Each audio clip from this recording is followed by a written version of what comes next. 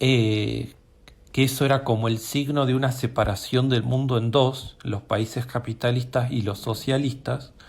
Los países socialistas igual tenían una especie de ONU de ellos. Entonces se empiezan a establecer lineamientos internacionales en cualquiera de los dos lados del mundo, digamos. Eh, bueno, en este afiche, que es un afiche de reclutamiento de enfermeras, porque hacía falta que haya más enfermeras, acá simplemente dice: convertite en enfermera, tu país te necesita. Y simbólicamente esto sería el tío Sam, que es como el espíritu norteamericano, que le pone la cofia de enfermera a una chica, que además es bastante joven. Eh, Supongo que ustedes habrán visto este afiche del tío Sam de nuevo, apuntando al que está mirando y diciendo: te necesito para el ejército. Eh, Esto es de alguna manera lo mismo. Bien. Y esto también se va a dar en Argentina, por ahí por otras razones, ¿sí? Pero es a partir de esta época que se da un gran auge de la enfermería. Y, como ven, sobre todo de las mujeres. Y en este caso, porque los hombres se dedicaban a o sea, todos los hombres que estaban disponibles se reclutaban para el ejército, para darle un casco y una herramienta, un arma, y que vaya a la guerra. Entonces el lugar de las mujeres era del cuidado, justamente. Porque además, de hecho, en esta época la cuestión de géneros estaba dividida de esa manera: los hombres con las armas y las mujeres con el cuidado. Hoy sabemos que a la guerra también van las mujeres, y que obviamente también va a haber varones enfermeros. Acá hay otras enfermeras en el campo de batalla, y que además, bueno, acá en realidad tienen un uniforme que no las distingue mucho de un soldado común. Y lo interesante de ver es que ya no está la enfermera que veíamos antes en el siglo XIX, esta enfermera con la gran falda y la cofia complicada y todo eso, sino que aparece otra forma otro atuendo que es más práctico para esto, para vivir en carpas y para estar en movimiento y para defenderse bueno, de las balas que cruzaban por ahí. Bueno, y acá me dio como un paréntesis de esta historia que venimos recorriendo. Sí, por eso tenían preparación esas enfermeras. Estaban justamente acá, digamos. Por eso acá no es que simplemente, así como un soldado, tampoco es que lo van a buscar a la casa y lo visten de militar y que vaya a la guerra, sino que siempre hay un periodo de formación. A veces más corto, capaz por la urgencia de la guerra, pero sí o sí siempre hay un periodo de formación. Absolutamente. No es que por el hecho de ser mujeres iban a ser enfermeras. Hay un proceso de formación. Pero lo que se pone en cuestión en estas situaciones es que esa formación tenga como unos estándares, de que tanto en Francia como en Inglaterra les enseñen lo mismo, aunque hablen otros idiomas, aunque sean de países distintos, de que para ser enfermera lo mínimo que hay que saber es esto, que esta es la teoría fundante para casi todas, o qué márgenes de diferencias se pueden manejar. Eso. Bien, entonces este paréntesis que les digo, no sé, yo todavía no descubrí bien, yo tengo mis teorías, pero Eh, Hay como un problema, y esto lo van a abordar igual las autoras Ramazzotti y Balobra, sobre como por qué se sigue cuestionando si la enfermedad es una profesión o no. No sé por qué se me pausó. Eh, y si no es una profesión, a ver, capaz se está cortando. Y si no es una profesión, ¿qué sería entonces? Eh, o sea, lo que quiero decir es que yo no tengo dudas de que es una profesión. Pero bueno, dentro del campo de la enfermería eso sigue siendo algo que se sigue cuestionando, aparentemente. Y de hecho, no recuerdo bien si fue el año pasado o el anterior, que y me parece que era en el contexto de la ciudad de Buenos Aires, había ahí como una disputa que tuvieron que dar las enfermeras y enfermeros porque creo que era por eso, no recuerdo si era en la legislación nacional, que no creo, pero por lo menos en la de la ciudad, como un intento de me sale decir, desprofesionalizar la enfermería. En el 2018 fue. Eh, en realidad sí podés explicarlo mejor que yo, mejor. Pero hubo allí una disputa con respecto a esto, porque la profesión o no profesión implica más o menos sueldo, más o menor dedicación, implica más o menor formación. O sea, esto es lo que vamos a ver. ¿Qué características tiene que tener una profesión para considerarla como tal? Entonces, para empezar, un acervo de conocimientos específicos y organizados. Tiene que haber un, como podríamos decir, una biblioteca específica de la enfermería, ¿sí? Que no solamente tome prestado de la medicina y de, no sé, de la psicología, de la sociología, de la antropología, sino que haya una biblioteca específica, en nuestro caso, de la enfermería, y que esa biblioteca esté organizada y que haya lo que se dice un canon. Cuando hablamos de Florence Nightingale, estamos hablando de una fundadora de la enfermería, de ese acervo de conocimientos con respecto a eso. Como en un principio vimos quiénes son los fundadores de la sociología y eran Comte, Marx, Durkheim y Weber, de la enfermería va a ser Florence Nightingale la primera, pero después va a haber otros. Después, lo segundo es que no solamente haya conocimientos teóricos, sino que haya un método específico.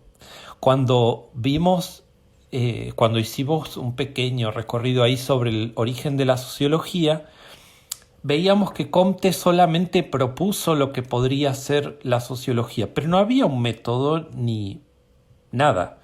Entonces ahí todavía la sociología no era una profesión. Eventualmente con Durkheim, que escribe un libro que se llama Las reglas del método sociológico, ahí hay un método específico de trabajo, en ese caso de la sociología. En el caso de la enfermería también es Nightingale la que le suma esa metodología, cuando funda la escuela y cuando de hecho escribe una metodología de trabajo para la enfermería.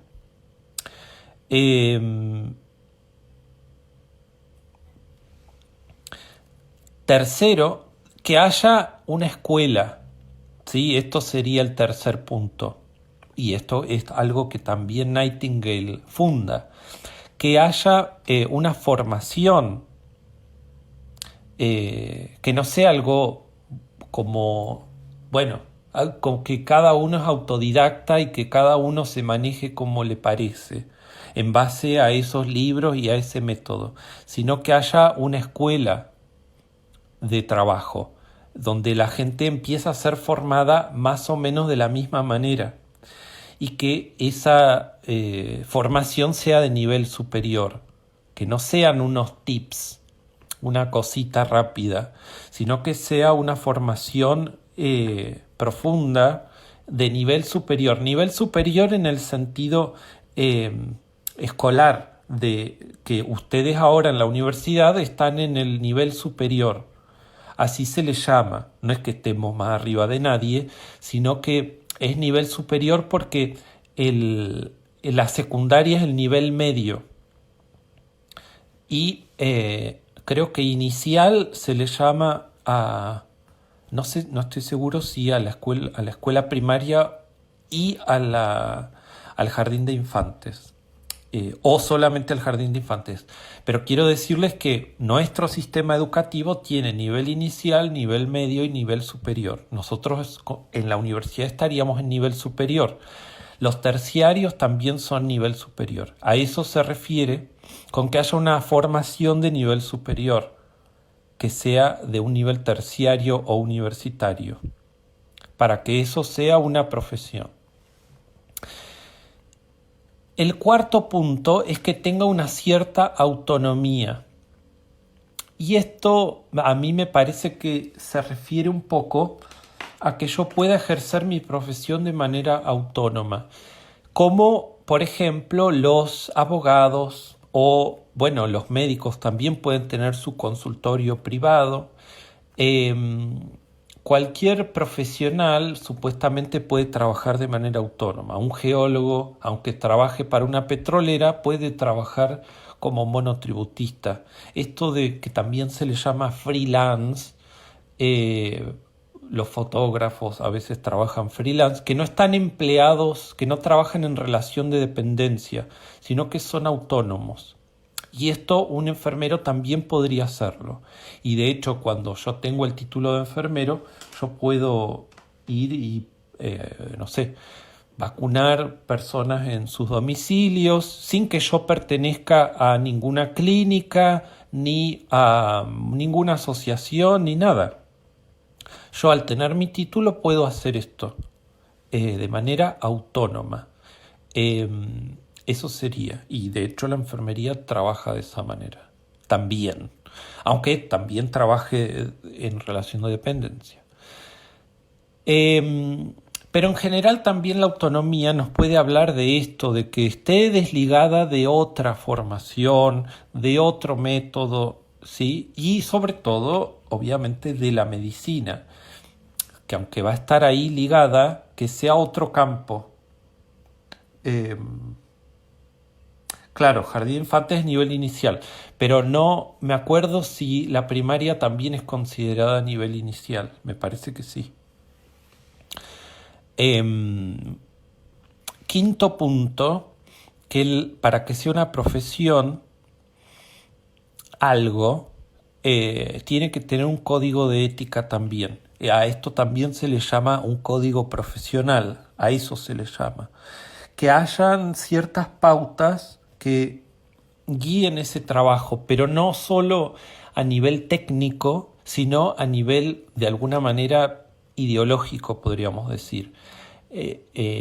Pero bueno, básicamente ético, de que haya ciertos recaudos con la manera en la que se trabaja y ciertas conductas que sean consideradas poco éticas y que no necesariamente son prácticas ilegales. A veces simplemente son poco éticas y por supuesto que las ilegales son prácticas no éticas. Bueno, yo varias veces creo, no sé si varias, pero yo ya les dije esto de que cuando hablamos de ética o de moral, estamos hablando de la distinción entre el bien y el mal, básicamente. Y a eso se refiere. Que haya un código que me diga qué es lo que está bien y qué es lo que está mal dentro del ejercicio de esta profesión. Cuando, por ejemplo, yo me presenté a una beca de CONICET y en mi caso yo no tenía que presentar un documento sobre esta cuestión de la ética porque yo en mis investigaciones trabajo con documentos o no trabajo con esto. En biología se trabaja a veces con personas, con muestras de ADN, con las que hay que tener un código ahí de lo que está bien o hasta qué punto yo ya estoy haciendo algo que está mal. No, por eso les digo, no técnicamente, no desde el punto de vista de la profesión, sino más bien desde el punto de vista filosófico o social. Por ejemplo, esto de que alguien que se dedica a la genética se supone que no va a hacer experimentos genéticos con personas, en el sentido de que, bueno, el año pasado de nuevo, o el anterior, surgió la noticia de que en China había un médico que había clonado personas. Y eso dentro de la medicina y la genética se considera algo que está fuera de la ética, o sea, algo que está mal directamente. Pero, por eso, hay países donde eso está legislado y hay países donde no. El grupo de profesionales, porque esto también, para que haya un código de ética, tiene que haber un grupo de profesionales. Vieron que está el colegio médico, el colegio de abogados.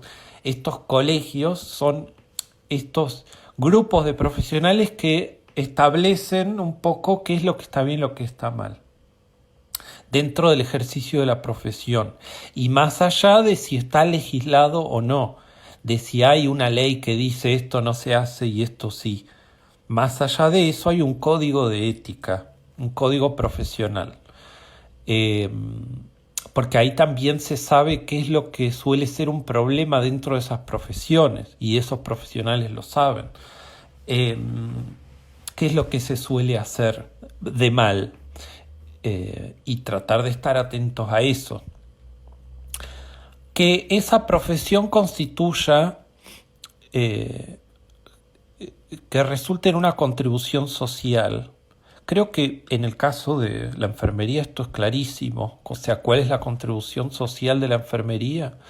Y yo creo que esto apunta a que no sea simplemente un negocio, que no sea simplemente un grupo de profesionales o yo ejerzo autónomamente mi profesión para simplemente enriquecerme yo individualmente o para hacer una contribución a la sociedad.